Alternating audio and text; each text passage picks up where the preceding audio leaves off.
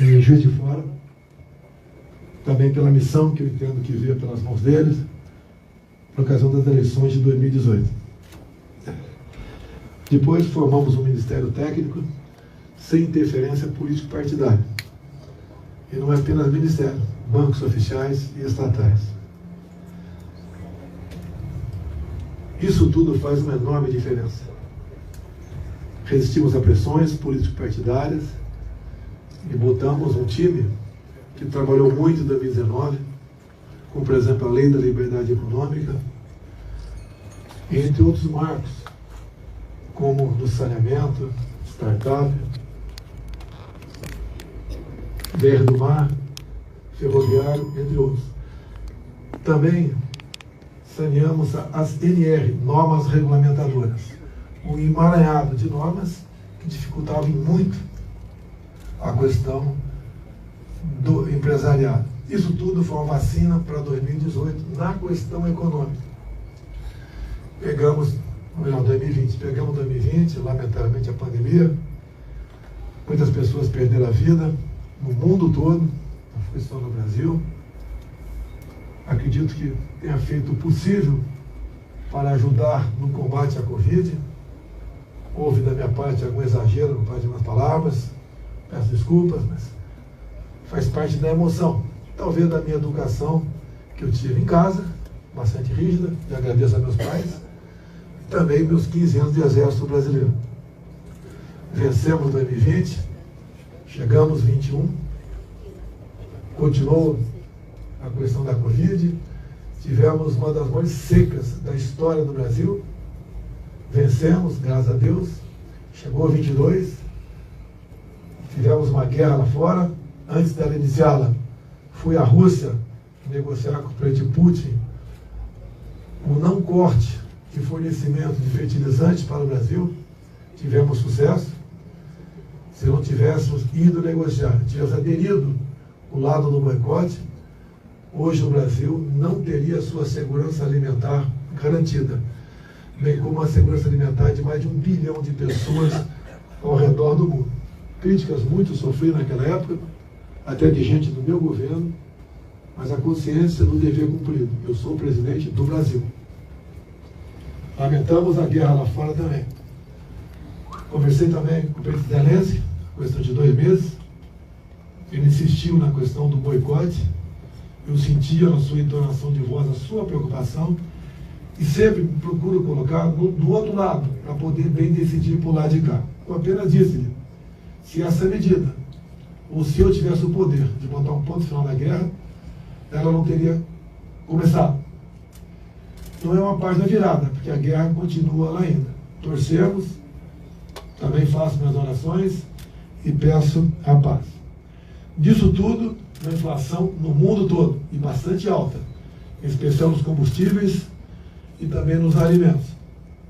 Há poucos meses, o Parlamento Brasileiro, desde junho, aprovamos um teto para o ICMS, Imposto Estadual dos Combustíveis, e zeramos todos os impostos federais nos combustíveis.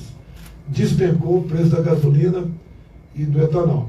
Em São Paulo, gasolina na ordem de 4,50. Etanol, muitos postos, com 2,50. Isso puxou a inflação para baixo. E aí, obviamente, a nova notícia agora, da Abras, Associação de Brasileiros de Supermercados, o preço dos alimentos do mês passado para esse mês caiu 10%.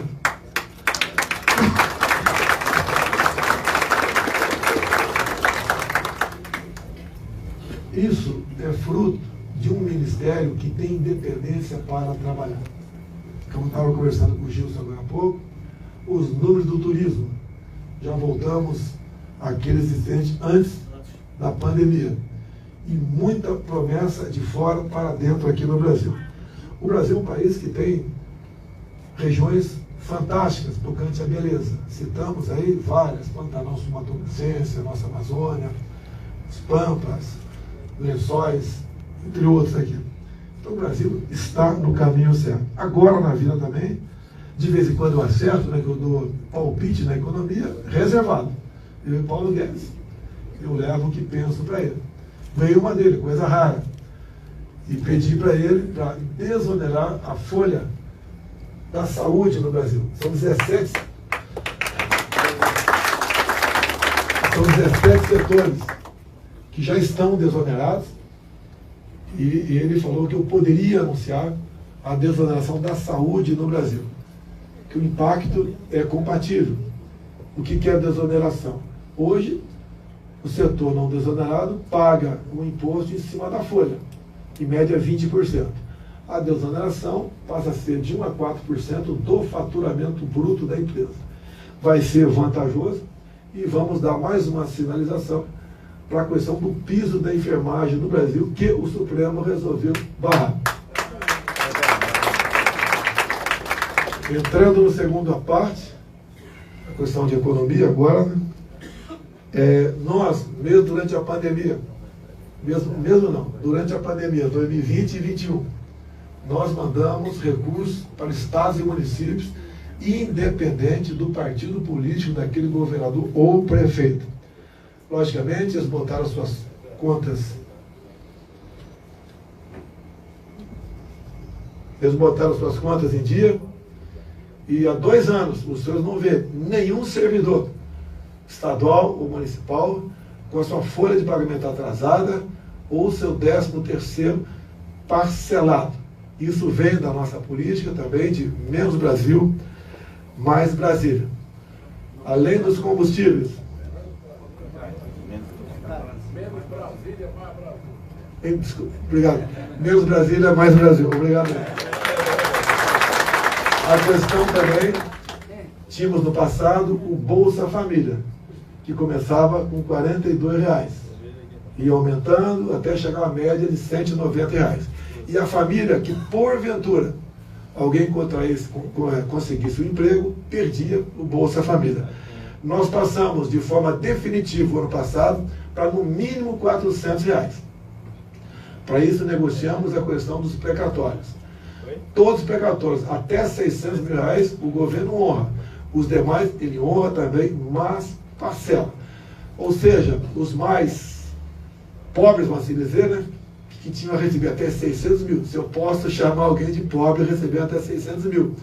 Não tiveram seus precatórios prejudicados.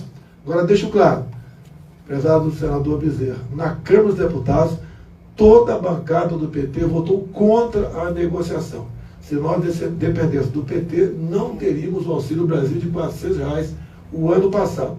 Assim como, quando votamos a tal da PEC lá, que tratou dos combustíveis, no Senado, todos os senadores do PT votaram contra a redução dos impostos dos combustíveis, aí incluindo, obviamente, a nossa gasolina. No corrente ano, resolvemos avançar. Demos um extra de R$200 para o Auxílio Brasil até o final do ano. E já conversado com a equipe econômica e com Arthur Lira, está garantida a manutenção desse extra de R$200 também para 2023. Ou seja, atendemos aos mais necessitados. Conversando com o Gilson agora há pouco, ele me deu uma informação que tem mercado aqui em Recife, que vende o frango congelado a R$10. R$10. Então, o Auxílio Brasil dá para comprar 60 quilos de frango. Quando se fala também em preço dos produtos da cesta básica, nós zeramos de forma definitiva, lá atrás, todos os impostos federais da cesta básica. Com aquela alta que tivemos por ocasião do Covid, aquela errada política do fica em casa, a economia te vê depois. Eu fui contra essa política. Pelo que eu conheço no mundo todo e aqui dentro do Brasil, apenas eu fui contra essa política, que deu realmente tudo errado. Questão de Covid, o tempo veio mostrando que realmente tudo que foi feito para combater o Covid foi num caminho, no mínimo, equivocado.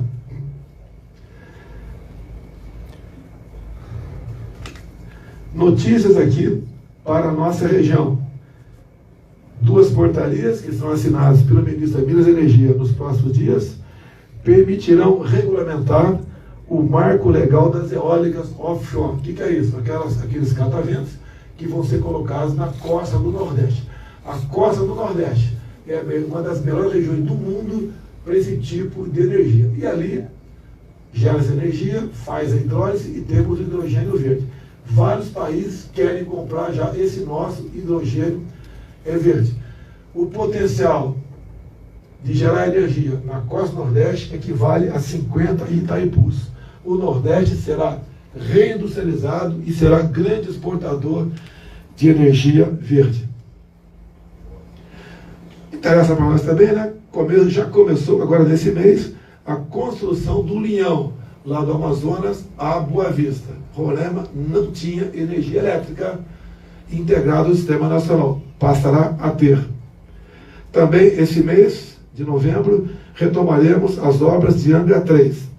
Também o tal do decreto do lítio, matéria-prima para baterias.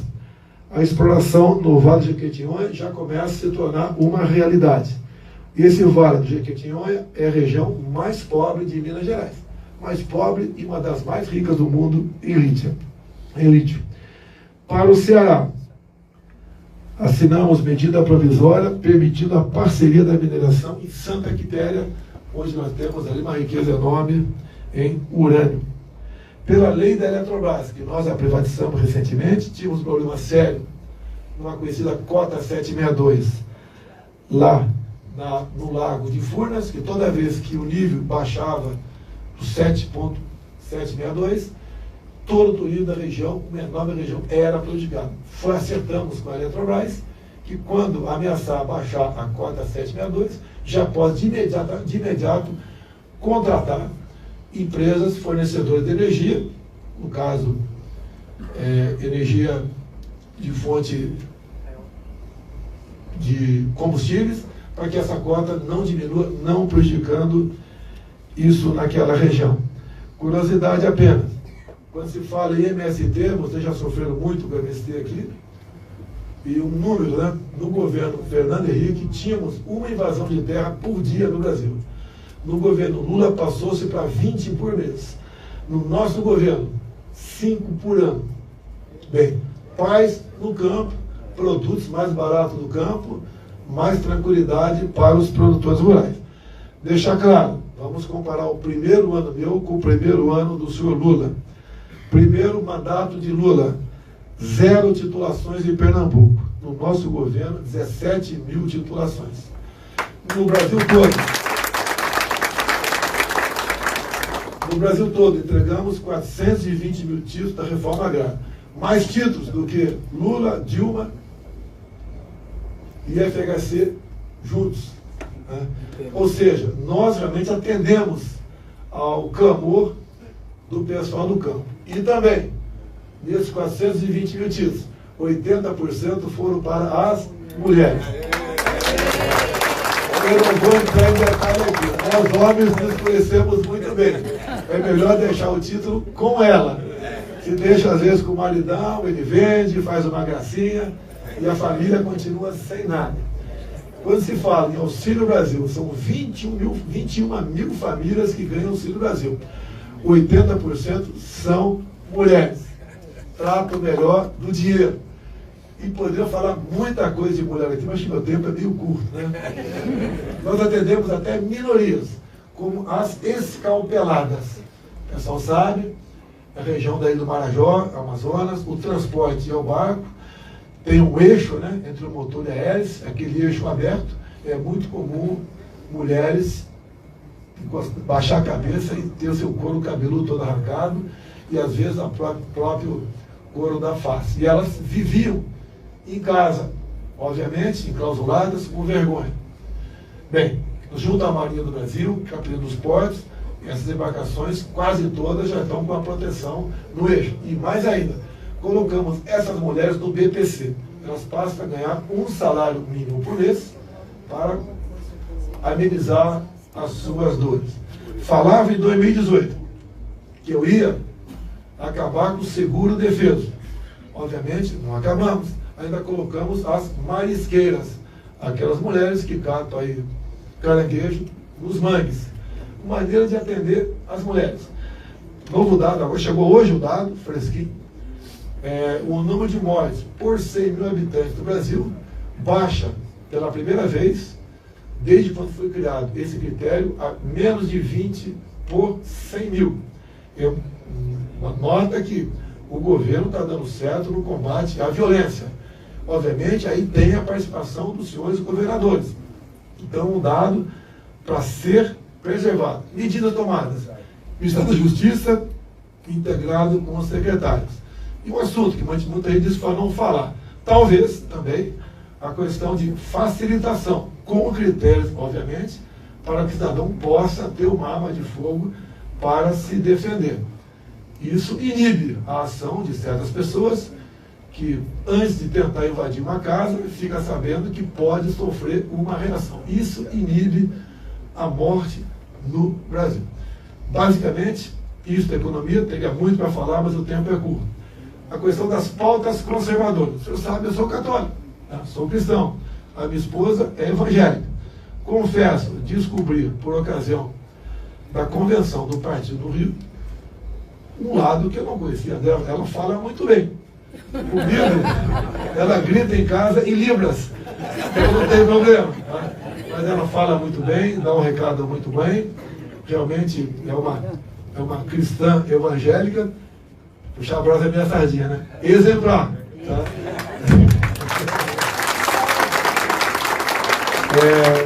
Falei para ela ontem, né? Encontrei em casa sem querer, porque ela esteve ali em Palmas, teve Natal, teve em Porto Velho, esses dias, com a Damares, mais umas mulheres aí, fazendo campanha. E quero que ela participe de alguns programas de televisão para tratar, por exemplo, do assunto que ela vem tratando. Ela aprendeu Libras por livre, espontânea vontade, não ganha nada com isso, só para atender a população. Tem um trabalho muito grande na questão de raros, aquelas pessoas que têm uma doença rara no Brasil. Por inspiração nela, com toda certeza, até o ano passado, era isento de pagar IPI os taxistas, quando compravam um carro, e as pessoas com deficiência. Incluiu-se, desde janeiro desse ano, também os surdos pelo Brasil. Ou seja, é um trabalho, com toda certeza, meritório, para poder falar nas televisões o que ela faz lá.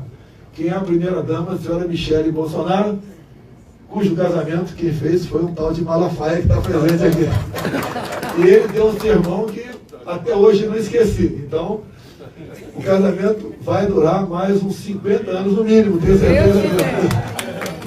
Pautas conservadoras para encerrar. 90% do Brasil são cristãos. E temos uma cultura judaico-cristã. Né? E nós aqui somos contra o aborto. A gente precisa entrar em detalhes, entendemos que a vida existe desde a concepção. E quem já viu algum filme sobre aborto sabe da violência que é. Quem já viu um filme de um cara aí defendendo o aborto, sabe também que isso aí começa a mexer com a família. Nós somos contra a legalização das drogas, apesar de sabermos que tem droga por aí. Se legalizar, o pessoal vai vender dentro da sala de aula. E só quem não sabe a dor de uma mãe ou de um pai que tem um filho no mundo das drogas pode falar em legalização. E também a questão da ideologia de gênero. Estando em Belém, parei numa palafita lá com o nosso barco da Marinha e conversei lá com uma senhora. Perguntei se ela sabia o que era ideologia de gênero. Uma pessoa humilde falou que não sabia. E estava uma filha de 6 anos do lado. Eu falei uma pequena parte da ideologia de gênero. Imagina a sua filha na escola, no intervalo, vai no banheiro e lá tem um moleque de 10, 12 anos fazendo pipi. O que você acha disso? Ela ficou horrorizada. Falei que isso, né, com outras palavras, é um decreto de 2009 do ex-presidente Lula, que começou a implementar isso nas escolas no Brasil. Falei um pouquinho dos livros que existiam e como era o nosso governo hoje em dia. Creio que tenha ganhado o coração dessa mulher, porque o maior patrimônio que nós podemos ter não é um bem aí fora, é a nossa família. E toda vez, né, que um casal tem um filho, sabe que a sua responsabilidade aumenta e muito. Por isso, aproveitando o gancho, Zé, Eu acho que é uma diferença, acho não, há uma diferença enorme sobre os dois nomes que disputam eleição no próximo dia 30 de outubro. Assim sendo, eu peço a Deus que ilumine cada um de nós nesse dia, que cada um procure mudar a voz, buscar os indecisos, para que a gente possa ter a certeza que o Brasil continua sendo do Senhor. Muito obrigado.